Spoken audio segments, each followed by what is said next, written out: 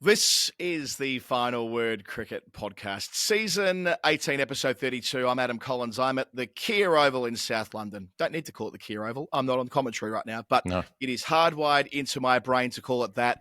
Jeff's in Lisbon, as ever. This is the weekly edition of the show brought to you by Maurice Blackburn Lawyers, Australia's #1 plaintiff law firm. More about them later. I'm back at the county cricket. It feels good. We'll talk more about that later as well, as we will the Women's World Cup squad, as we will MS Dhoni. If you're into that kind of thing, he will be name-checked in this podcast episode, as will Patrick Cummins, the Australian captain, and how his back is faring and other things too. As will Mohammed Wasim. You might not necessarily put those two together, but why not? That's going to happen later in the show. Is there cricket happening behind you, or are they just wandering around at a break? No.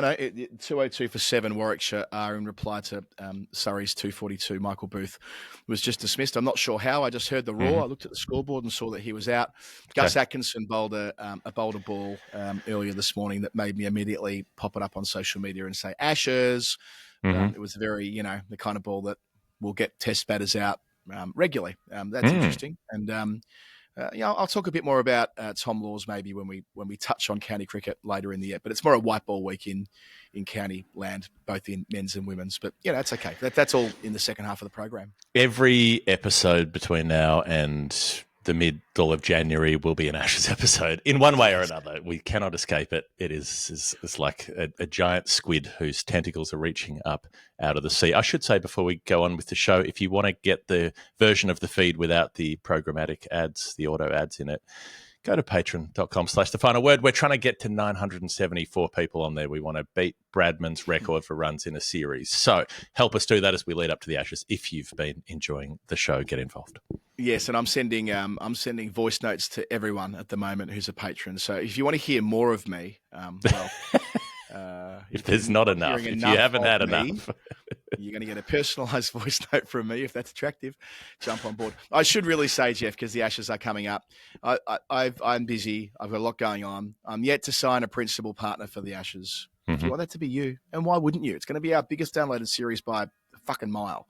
Adam at finalwordcricket.com. The video, the audio, the works. It's all sitting there, and it will go to someone. Someone will, in addition to Maurice Blackburn, be our partners on the summer of cricket in Australia and the Ashes dailies especially. But, if you want to be involved with Jeff and me, literally at the games, right there, recording within 15 minutes of the final ball, you want your company and your brand to be plastered all over that. This is the time to get in touch. Adam at finalwordcricket.com. We can talk about how successful we've been, how successful we will be, and we can do ourselves a nice little deal. Does that sound good? It sounds good. Before the Ashes, though, there is the small matter of a World Cup. Just a World Cup. Yep. A regular World Cup, a one-day World Cup, the Women's One-Day World Cup. We have so many World Cups with the T20 ones these days, but they are different. They feel different. They seem different. I know people watch them, but maybe it's just because we are now old as the hills. But a one-day World Cup is different gravy, and that is what's coming up. We've got the Australian women's squad, which is, it doesn't contain a lot of surprises, I would say, but it's the main thing for me is looking at that 15 and trying to figure out how you pick an 11 out of it, because literally every player should be playing, and I don't know what they're going to do, given the array at their disposal. Yeah, I'm drawn to the Sophie Molyneux play straight away story. It's interesting that she's not played in a 50-over World Cup, just with the way her career has gone with injury. But they've wanted her there. Of course, she's been out for a time now with that knee injury going back to last November. But Molyneux is seen as the kind of dependable banker as a bowler, and indeed as a batter down the list who they can rely on. Similar to Georgia Wareham, who's been missing more only dynamic very with the briefly. bat, I guess. But yeah. Wareham's turned herself into an incredibly capable all-rounder as well. World Cup winner multiple times in the short format, albeit not in the long format. Again, she missed that last World Cup in early 22, but she was injured at the 100, but she'll be back and good to go. And of course, friend of the show, Grace Harris.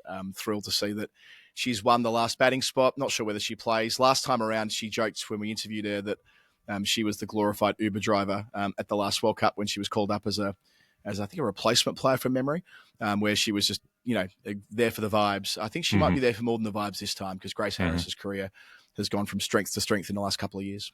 And yeah, you want rope clearing ability. Like, yes, it's 50 overs, and yes, you want those kind of long innings players, but you also want that power at the back end, and particularly where, you know, there's a good chance I would imagine that they'll be playing on quite a few pretty slow, low kind of pitches. If you've got the sort of player who can pick a ball up that doesn't have a lot of bounce and can use their strength to hit a few sixes, that can really be the difference in what might be lower scoring games. So if you run through that squad, they've got their batting only cadre, or their batting and keeping cadre, with Litchfield, Georgieville, Healy and Mooney. They've got their seaming all-rounders with Perry, Sutherland, Talia McGrath.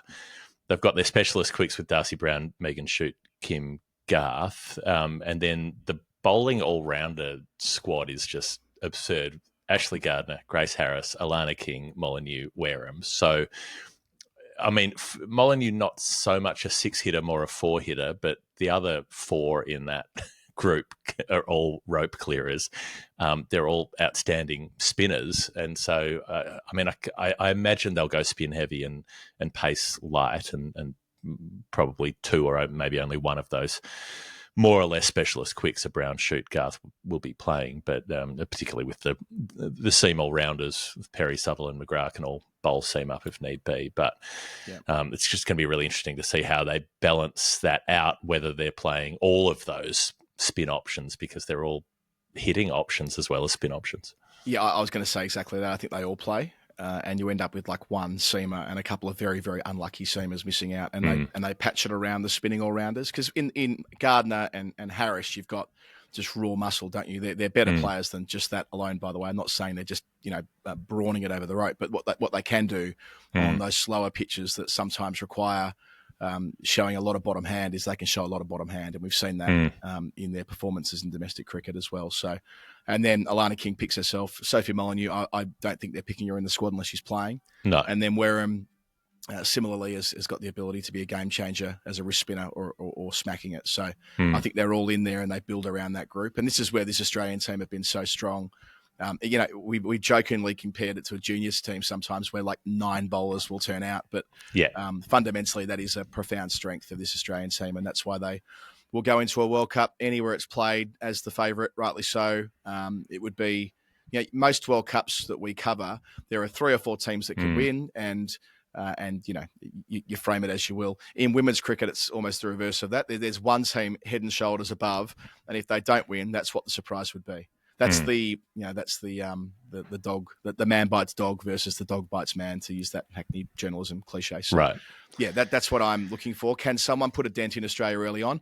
They lost the first game of that T20 World Cup in Australia just before the pandemic, and cat amongst the pigeons stuff before they settled. So, can someone make inroads into that Australian campaign in their first, say, 2 or 3 games? Yeah. If that's the case, then maybe there's a way in. If not, Australia running the table and not losing a game would, to me, seem the most likely outcome. Yeah, and probably the way in is one of those low, slow pitches with a lot of spin bowling to Australia, because they've had times where they're not that comfortable facing that kind of bowling, or they don't necessarily have a solution.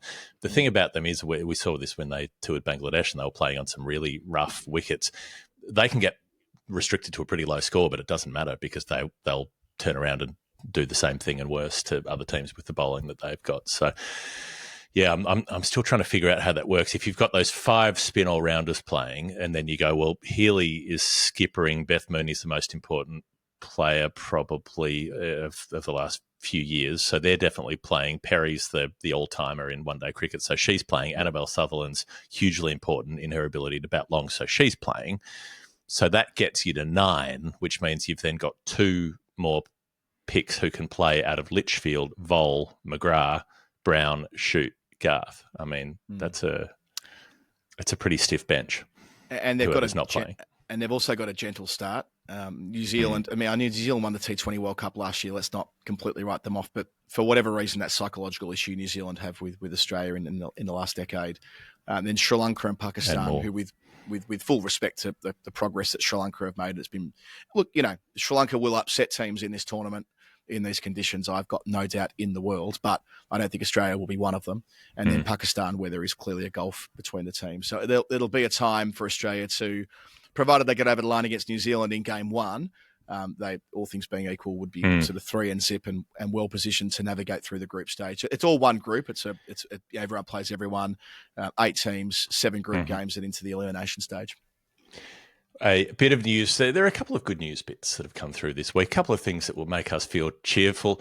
This one particularly, Dane van Niekerk is back. Not back in the World Cup because she wasn't picked in the squad, but she is back available. She's unretired. She's Shahid Afridi'd. She retired in acrimonious circumstances a couple of years ago after the fitness requirements, the time trial, where she missed out by not a great distance in what was deemed to be not a hugely relevant benchmark that was used to exclude players at the time.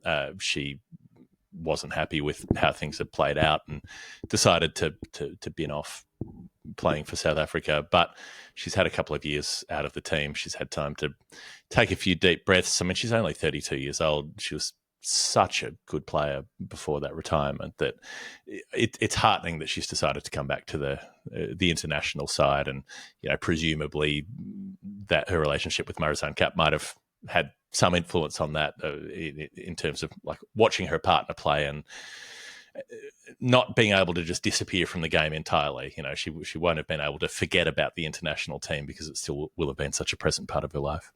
It's a strong quote from Cricket South Africa saying she's definitely not part of this World Cup. She's not going. So they've shut the door on the speculation. But they did pick her in the training camp of 20. And the rationale here was that they wanted to demonstrate to her what the standards were, having unretired.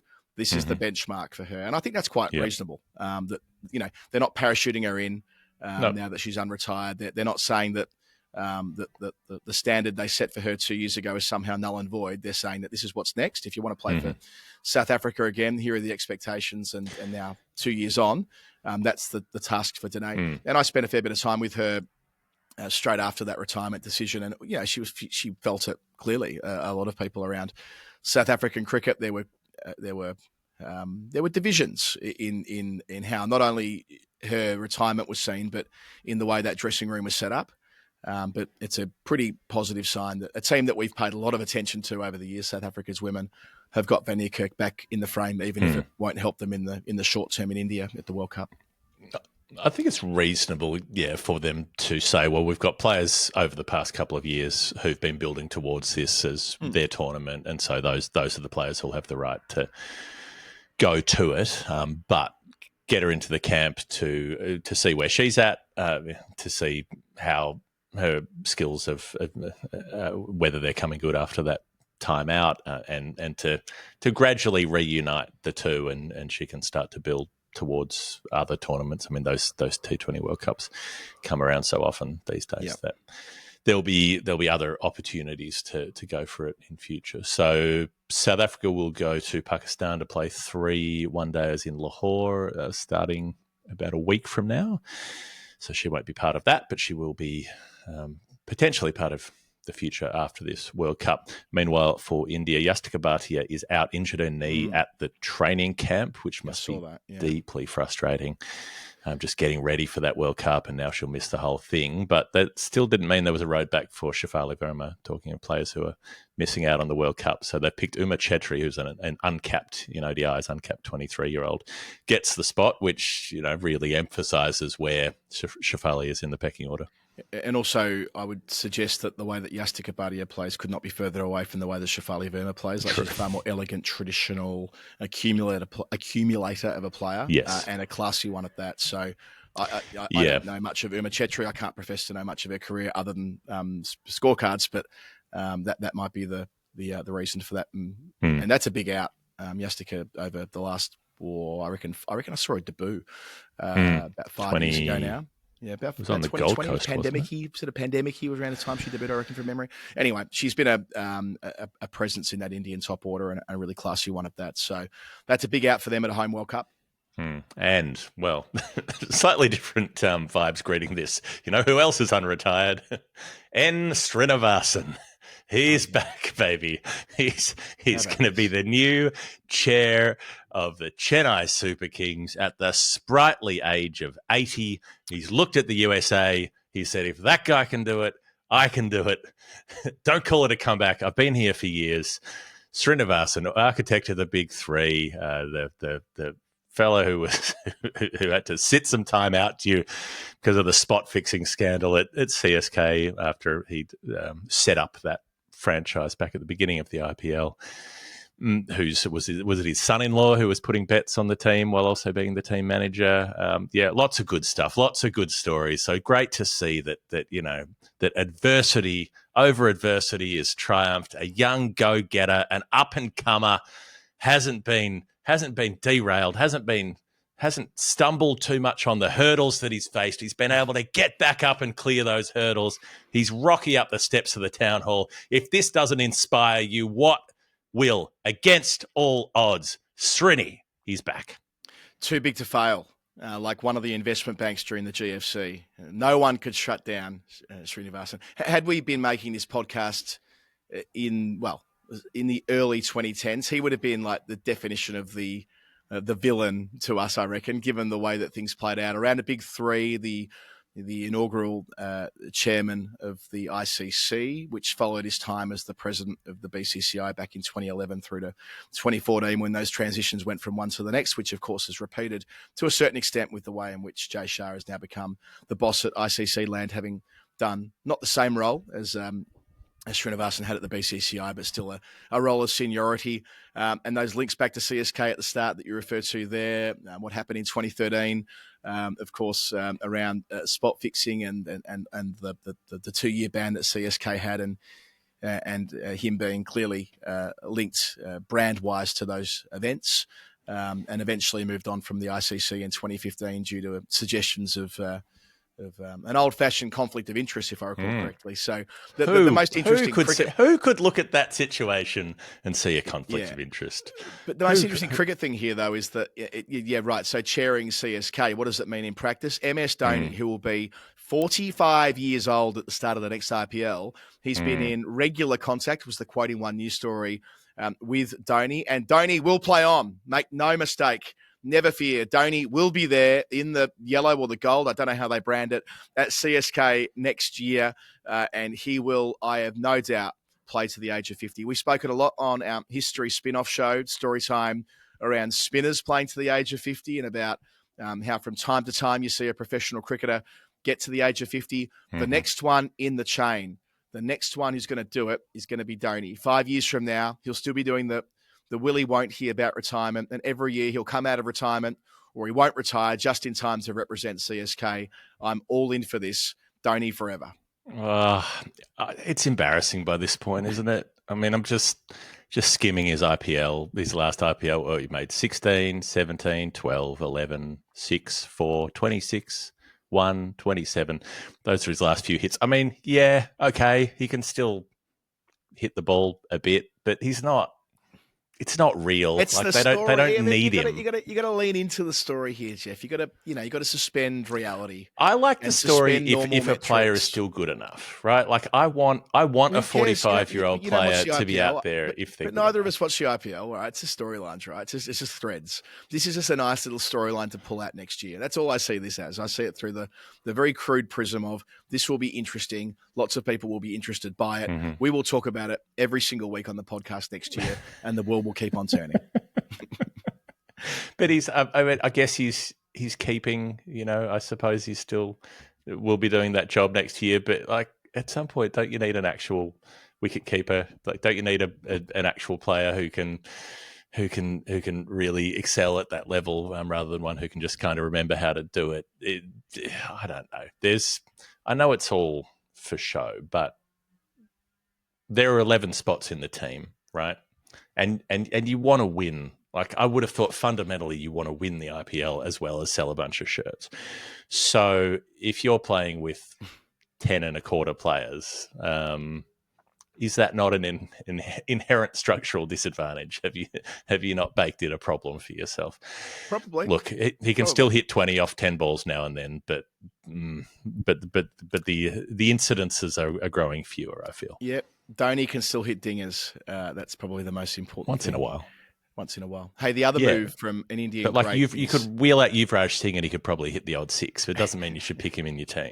Like these guys are playing Legends League for a reason. They're playing Road Safety World Cup for a reason because they're not. You up say for that. I mean, we're going to talk later about Ravi Bopara, who's been not plucked, but he's gone from Legends League cricket to still dominating domestic cricket here. Anyway, that's a conversation for later in the show. We foreshadowed something a couple of weeks ago. Ravichandran Ashwin, final word favourite, possibly even a final word listener. I think he probably is. We've manifested this. Bharat Sundaresan, our dear friend, reporting exclusively for CricBuzz that Todd Greenberg is having a crack at getting Ashwin. They've been communicating directly with the man himself. We've said it before, get him to Melbourne. He's temperamentally suited to a Melbourne lifestyle more than he is a Sydney lifestyle. He can start a magazine. He can get a commission in The Age. I'm sure they'll give him a column. They gave Chris Gale a column. They'll give Ashwin a column. True, but he's well suited to that kind of that kind of lifestyle. Where would he live if he was playing for the Melbourne Stars and the Melbourne Renegades? Yeah, he would live in a studio apartment in Abbotsford, perhaps, which is the new Collingwood. He would. Would you say he's the heir apparent to Greg Baum? Now that Baumy's hung up the regular riding boots. Yeah, I can see. Could Ashwin just slot in? Yeah, I hope so. Maybe you can take in the winter. It used to always be in the winter. The active player who had the column in The Age was Robert Murphy, right? Bob Murphy would write the cerebral. I'm still a player, but I'm a player who can count to 10 thing. Thinking about the game. Tim Boyle, a former Hawthorn player, does a great job these days, and there are others who have done it clearly. Obviously, Brent Croswell going all the way back, but I wonder whether Ashwin might be the man for the man for the Melbourne. I could see Ashwin living in like Elwood, maybe, like just a bit south of St Kilda. South of the river? Not in the not Ashwin. Well, like down in where's that neighbourhood where all the streets are named after poets? They've got like Keats Street and Wordsworth Street and so on. That indicates that you spent too much time south of the river that you even know that. No, he would be a north of the only time he would venture south of the river. I was going to say was when he goes to the Melbourne Cricket Ground, but even that's just north. I just don't know if he's a Brunswick Street type. I think he could be a more Fitzroy Street type. You can get a piercing, get a tat. He could get him a piercing, get him a tat, grow his hair out a little bit, just at the back.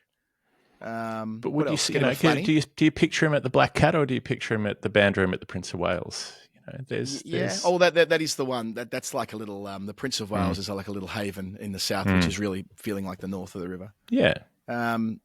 Yeah, I don't know. I'm just saying there are a lot of writers, a lot of intellectuals, a lot of cogitators in that sort of St Kilda bubble down there, which might suit him as it's got the outlook. Have they finished renovating the pier? How does he feel about small penguins? All of these things could play into the decisions. But my main issue is that Melbourne has two teams. It has an identity crisis in terms of the I can't remember what they're called, the red team and the green team. So that's where I wonder if Ashwin's going to fit, because I'd see him as a one-team city kind of guy. That's why I thought Adelaide first up, because he could stroll those streets. He could go up to the Barossa and have a chat with Harmsy, and drink a. That would be a podcast I'd listen to. Harmsy interviewing Ashwin. I'm bang up for that. Footy Almanac lunch, a Footy Almanac lunch. Yeah. Harmsy, like best lunches in sport are Harmsy's. Right. Maybe with like two obscure backmen from the early 80s. It's what I want. And Ashwin. I went to a Harmsy lunch last year and had an absolute ball. I sat with Tony Wilson, just sat there laughing and drinking all day. Couldn't have been happier. I think Harmsy. I think where could we do it with? It used to be the North Fitzroy Arms, where we used to host a lot of the lunches, where Percy was still running around running a pub. Yeah.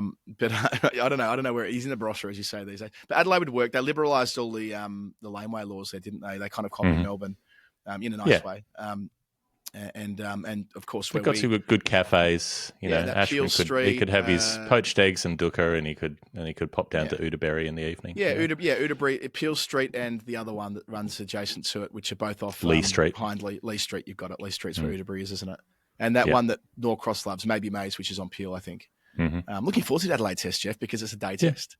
So we actually get to, believe it or not, we can do a little bit more than go to Rundle Street every single night. We can, because usually we're restricted in what we do because we're finishing what is so open. late.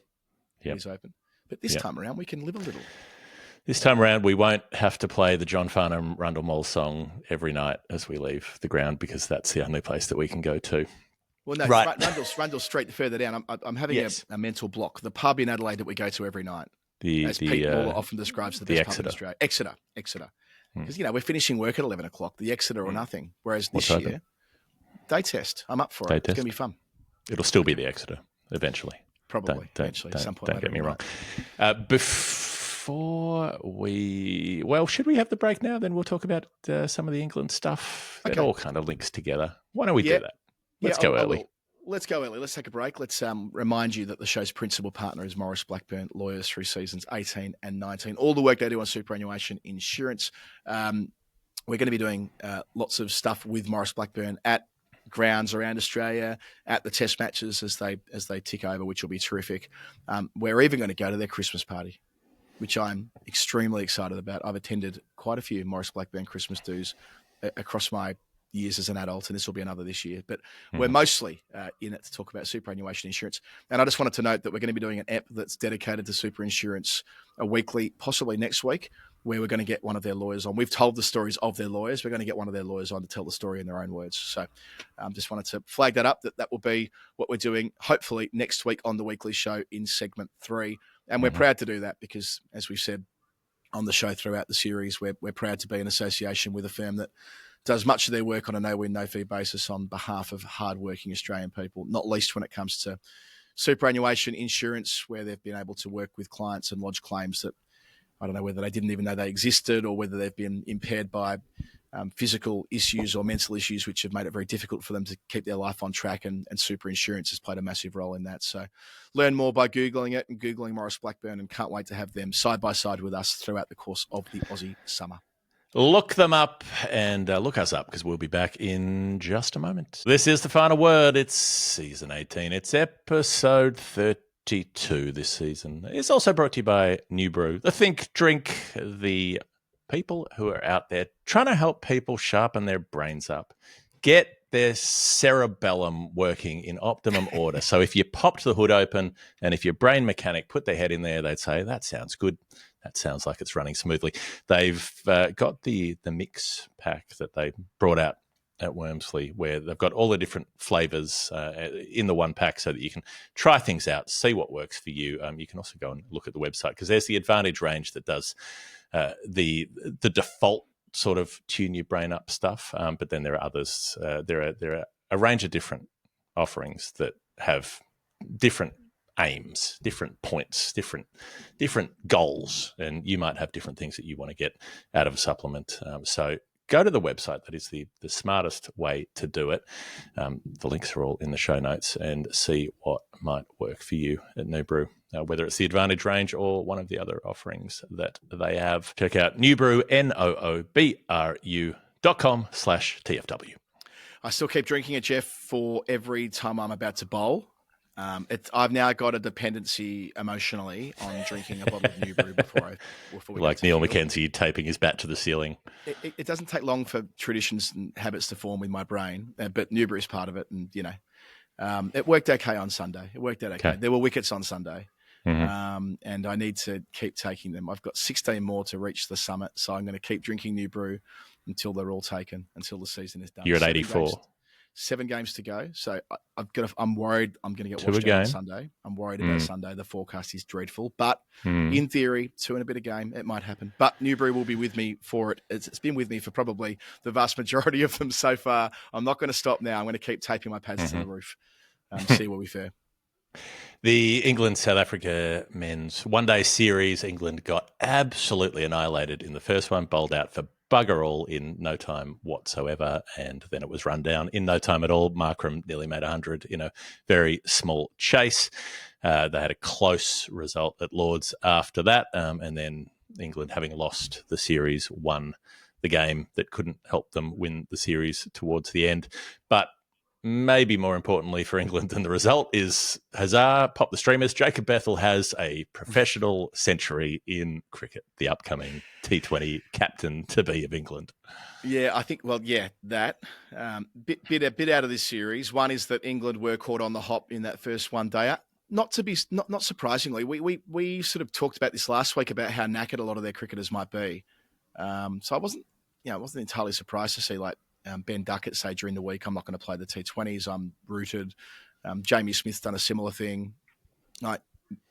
Shit.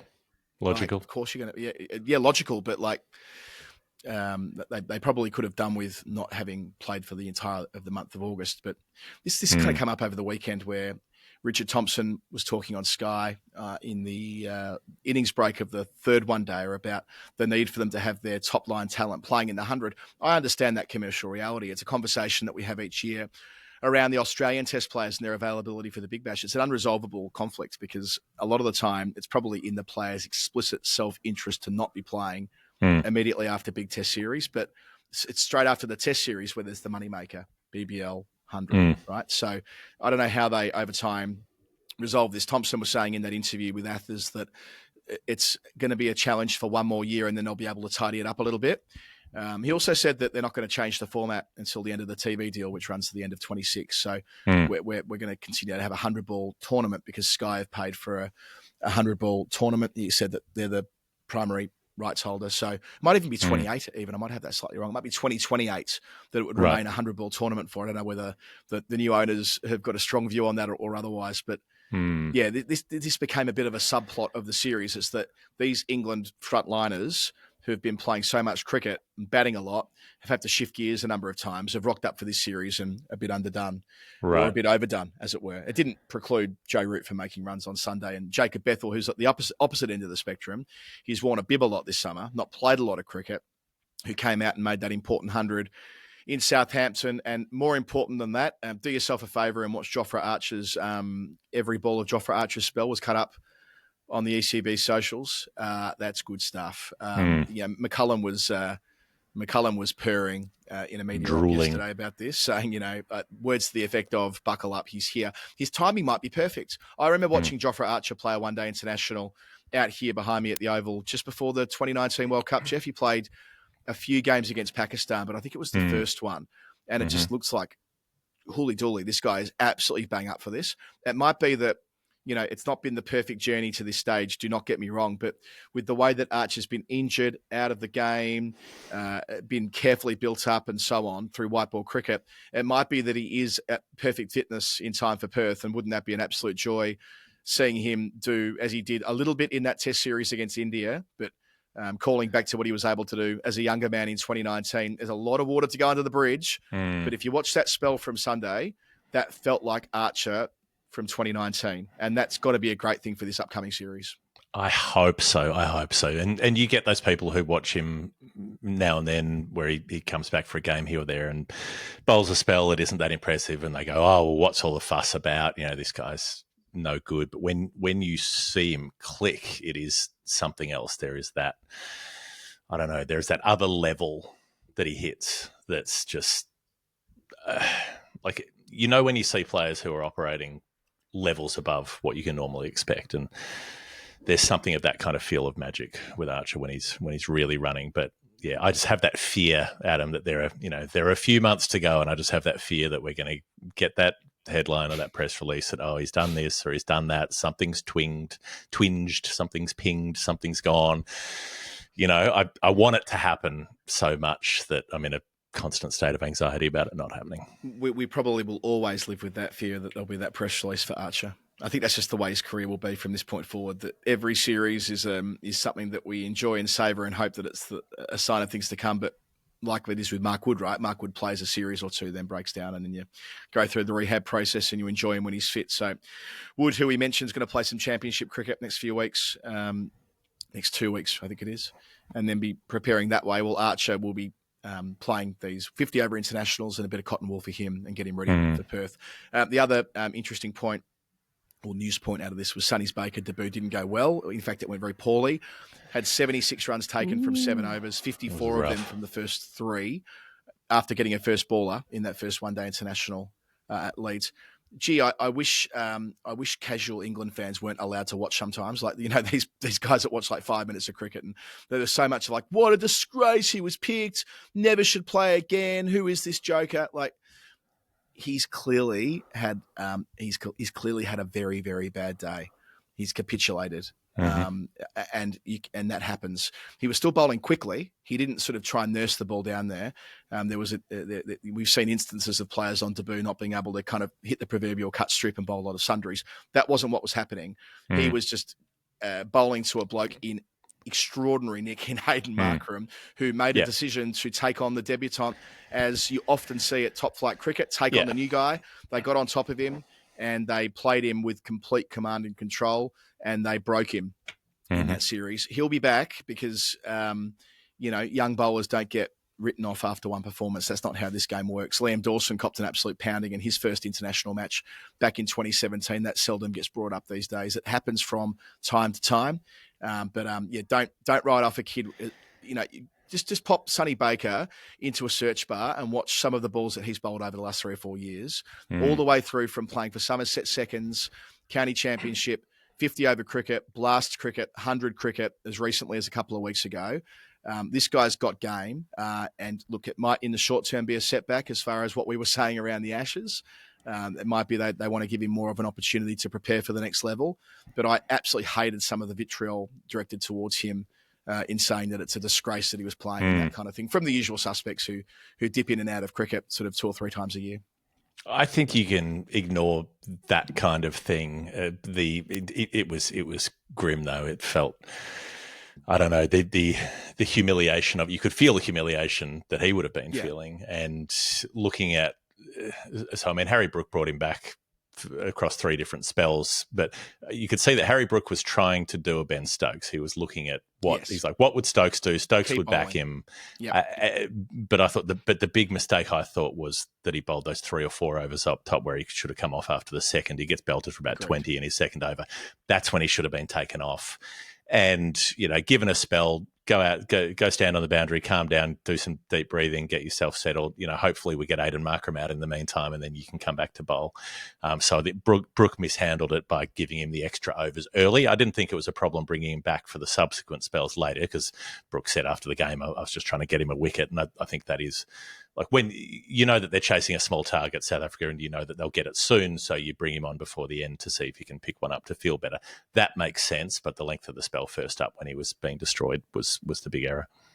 Yeah, agreed. And it's look, Baker, when he did the interview with Wisdom with Yas Rana, has spoken a little bit about the processes he goes through, and this is an interview I'm dead keen to do with him as well. Because he's wired a bit differently, and this is all part of the Sonny Baker story, and really hopeful that he gets the chance to bowl a bit more this summer. I expect he'll bowl in that Island series would be the next chance. He's not playing in the first T20. They've named their side for tomorrow at Cardiff, the first of 3 T20s against South Africa. Archer is playing in that, interestingly, but that'll be the side led by Harry Brook. Then they go to Ireland to play the last game. So it might be sensible to just hold Baker back for the Island series or something like that. Just to reloop back, Jeff, before we move off that series, the Thompson interview, what he didn't want to do was engage about the length of the county season. We spoke about Will McPherson's reporting last week. He's still kind of like kicking it to that subcommittee, which Steve Elworthy, who's the chief executive here, is on. They're getting pretty close, though. If they're going to change the format for next year, don't the teams playing in the last couple of rounds deserve to know the terms of reference for next season? What they're playing for. Well, not just that, but like it could have implications for promotion relegation this year, mightn't it? Like if they change the way the divisions look for next year, what happens in the next 3 weeks? That's what I mean. What they're playing for over the next few weeks. Like what are your risks? What are your possibilities? Yeah, I think that's all information that deserves to be in the public domain. Unless, as Daniel said to me on air yesterday, they're considering kicking it into the long grass for 12 more months. And look, if they do, that's probably fair enough, given it seems like they're a fair way from a consensus on that. On England, I suppose if they went to change, they might give a full year's lead up so that you play a full season knowing what the change would be for the subsequent season. That's true. Talking Australia-England stuff, we did say we'd touch on Ashes. How can we not? The Pat Cummins story evolved a bit since we spoke last week because Baz got to interview him at Content Day and got a couple of good lines out Content of him. Day. I'm glad Adam Zampa was there at Content Day. Everybody would have missed out. Was Steve Smith there? Don't know. Didn't look. Steve Smith there? It's not Someone the tell kind me of thing Steve that Smith I was there? spend much time on content day. I'm just kind of curious. Did they get Steve Smith to come back from New York for it? I mean, I wouldn't know. I mean, he might have been there and done 20 interviews, but was he needed back? I mean, Adam Zampa was, right? And that was apparently problematic. Did was Steve Smith there? Or was he just doing as Steve Smith should be doing, which is having some time something off? Else. Yeah. Having some time off from work. Mhm. Anyway, Cummins' story evolved a bit. The quote was, take a few risks for the Ashes. I don't mind that. Like, Cummins is a big boy. Like, he knows what he's doing. All the usual upbeat chat around being confident through the rehab process. No one knows rehab better than Pat Cummins, although it's been about a decade since he's last done one. But, Would too, yeah. he did drop in a line about having done a stressy in 2018, which I was surprised by. I'm not sure whether we knew that he missed that Pakistan series in 2018 that we bought the rights for. That I knew he had a back thing in that, but he kind of referred to that having been a stress fracture, and to think that he went on and played a lot of Test cricket either side of that. That's interesting. He heard it in Joburg. No, sure. I know. Yeah. He heard it. I didn't know it was. He used the term stress fracture, I think, in that interview. Anyway, so race against time for both him and Ben Stokes. You can imagine a world where both of them missed that Perth Test, and heard Bharat doing another interview with Jared on SEN overnight, sort of talking about, maybe there's a world where Cummins plays 3 and we're in that Bumrah world for this series. And if that's the case... different if you're captain, though. Yeah, but I mean, imagine a world where Cummins can't play Perth because they want to give him an extra week. And then, look, there's a long way to go on this story, is all I'm saying. There's a long way to go, and the rehab has began. What they won't have, though, Jeff, is if they wanted to go to a bolter, if there was a second or third injury, right? Like, let's imagine Boland went down or Stark went down, and they are going to bench depth, contrary to what we said 2 weeks ago on the pod. Callum Vidler's clearly in the frame, a 19-year-old, absolute tearaway, 150 plus Ks an hour in that Shield final. He was in that A squad, which is going to India, playing 2 4-day games and a few one-dayers starting next week in Kanpur, which is great, by the way, that Australia are touring India again. But he's got a back thing. I'm not sure whether that's a stressy, but it's a back thing. Another player with a back thing. You're allowed to when you're 19. If you don't have a back thing when you're 19, you're even a fast bowler. But this is what I want. So every time an exciting bowler comes through and bowls 150 Ks at the age of 19, you just know they're going to break down with back problems. I wonder, is there any point encouraging them to do it? Should you be taking a more sensible approach with these kind of bowlers and trying to wind them back a bit? There's this incredible reluctance to do it because you go, well, young, tear away, give them their head, let them run free, but they always hurt themselves. I suppose you don't know until you know. It always tough. happens. Find a 19-year-old fast bowler who bowls 150 Ks and never breaks down. Yeah, there aren't. I suppose you don't know that he's going to bowl 150 till he's bowled 100. It's chicken and the egg, right? Yeah. On that A tour, by the way, Shreyas Iyer's captaining India. It's good. I think we're back into the sort of feel like we're back into the glory days of the A tour. Been a few recently. We're back. We love an A tour. Nitish Kumar Reddy's going to play after hurting his leg in England. KL Rahul's playing. Mohammad Siraj, who is the legend of India A. No one's taken more wickets for India A than Mohammad Siraj. That's what got him ready for Test cricket, playing so much red ball India A stuff before he made his Test debut in 2020. He's going to play a game. They begin week after next, 2 red ball games and a couple of white ball games, all in Kanpur. So I suspect the India team is a lot stronger than the Australia team, but that's okay. It's all kind of part of it, and we will report faithfully on the scorecards that we see and the highlights that come out. Why is Siraj playing? Near at a time. Why is Siraj playing? I mean, they've got tests against West Indies in early October. They've got tests against South Africa in November, the Indian senior team. Why does he need an A game? Might just be loads. Might just want to use him for one game there, as in the equivalent of how Australians use one Shield game to get their loads up, something like that. Like a training game, basically. What a great yarn. 10 overs and no more. Yeah, what a great yarn during the week that Roscoe's coming back. Ross Taylor is returning to international cricket at age 41. But no, it won't be for the Black Caps. No, it'll be for Victoria. He'll be captaining Victoria like Corey Anderson to play in Guyana. No, it won't be that either. Of his mother's birth is Samoa. And given Samoa are going to Oman for the T20 World Cup qualifier for 2026. This is the men's T20's got 20 teams in it these days. So 3 teams will qualify from this East Asia Pacific Asia qualifier. There's a longer name for it. But there are 8 teams there in addition to Samoa. Oman, who are hosting, Nepal, PNG, Kuwait, Malaysia, Japan, Qatar, and the UAE. Now, in Samoa's group, they've got Oman and PNG, who have both played in World Cups recently. So it won't be easy for them to make the top three. But, with Roscoe, hasn't played since 2023 competitively, since like a Legends League thing or something. But I love that he said that he wanted to give back to island cricket at some point. He wanted to do something in that part of the world. He thought it would be coaching or administratively or something. And he's like, actually, let's try and help them qualify through his leadership for a World Cup. It could turn out to be one of the great cricketing stories of late 25 into 26 in the event that he actually pulled this thing off. I hope, I hope for this to flourish. I went to Samoa it was a long time ago now. It must have been 2014, I think. I went to Apia. So in the capital in Apia, they had this very rundown rugby ground that was about to be redone because they were going to host the All Blacks in sort of a year from then or something like that.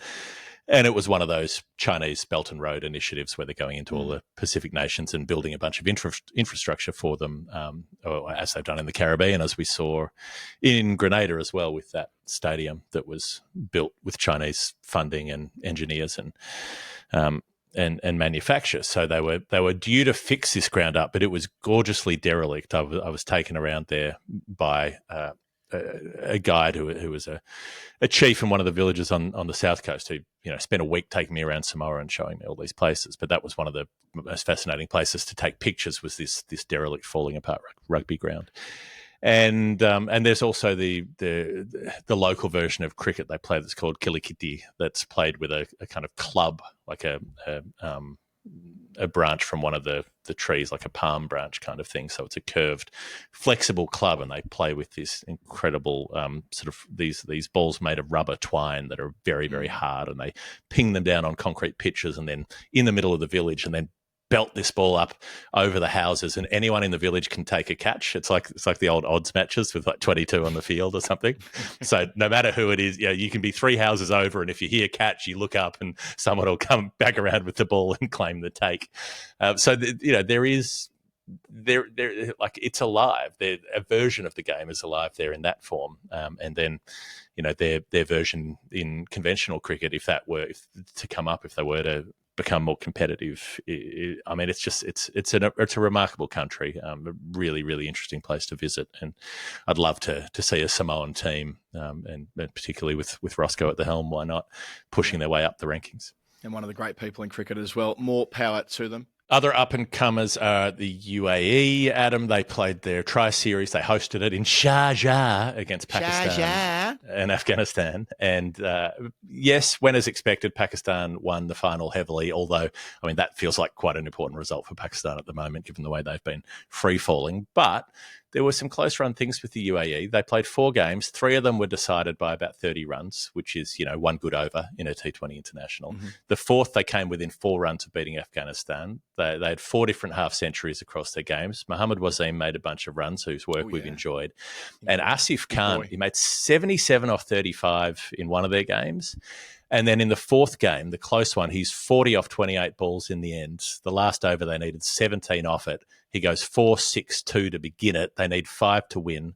Then he faces a couple of dot balls, and he tries to hit the 6 off the last, almost gets it down the ground and gets held on the rope. So they lost by 4 runs, but nearly won it in that last over, which would have been a massive result for UAE to knock over Afghanistan. So they're coming. They may be the next big thing coming up the ranks, UAE, at least in short form.